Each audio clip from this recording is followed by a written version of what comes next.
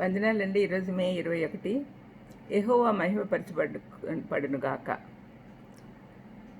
కీర్తన 40:16లో దావీదు అంటున్నాడు, నిన్ను వెదుకు వారందరూ నిన్ను గురించి ఉత్సహించి సంతోషించుదురుగాక.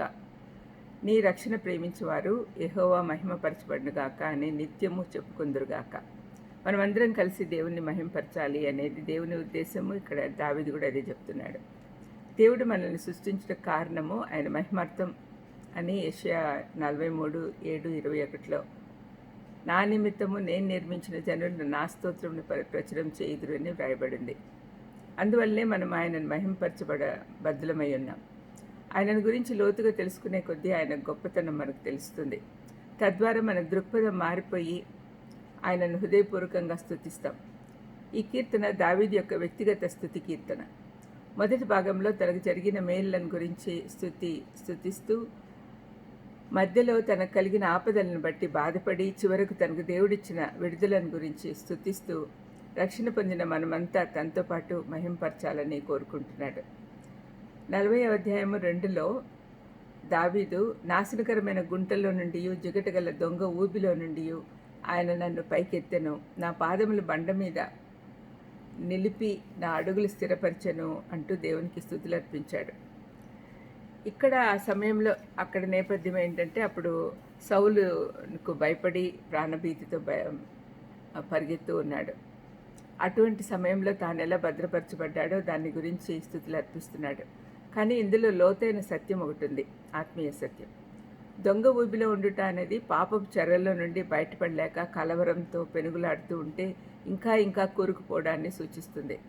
నాశనకరమైన గుంటలో ఉన్న మట్టి నైతిక నాశనాన్ని సూచిస్తుంది. ఆ మట్టి ఏ విధంగా శరీరానికి అంటుకుపోతుందో అదేవిధంగా పాపం కూడా అంటుకుపోతుంది. ఇది వదిలించుట యేసయ్యకు మాత్రమే సాధ్యం. అందుకే దేవునికి మొరపెట్టుకొని వేడుకున్నాడు.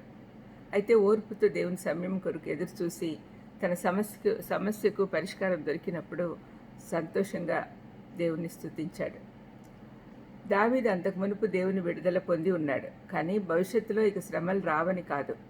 పాపంతో నిండిన లోకం సమస్యలు, శ్రమలతో నిండి ఉంది. శ్రమలు వచ్చినప్పుడే మనం దేవునిపై ఆధారపడి మన విశ్వాసం పెంపొందించుకుంటాం. శ్రమల సమయంలో ఆదుకుంటానని దేవుడు వాగ్దానం చేశాడు. కాబట్టి దావీదు ఎలాంటి సంశయం లేకుండా ప్రభు ఎదుట తన సమస్యలు ఉంచాడు. అందుకే దేవుడు తన ప్రార్థన ఆలకించి విడుదల దయచేయగానే దేవుని స్తుతించాడు. తనను విడుదల చేసిన దేవుడు విశ్వాసంతో విన్నవించుకున్న స్తుతి ప్రార్థన ఆలకించి రక్షణ దయచేస్తాడనే ప్రోత్సాహం అందరికీ కలుగుతుంది అని ఆశించాడు.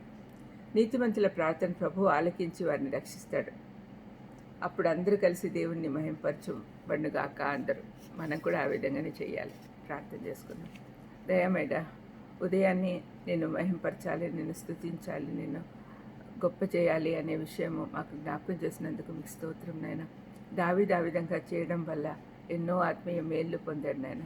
మేము కూడా ఆ విధంగా స్తుతులు అర్పిస్తూ సంతోషంగా ఉండగలిగే శక్తిని అనుగ్రహించమని యేసుక్రీస్తు నామమున వేడుకొంచున్నాను తండ్రి. ఆమేన్. God bless you.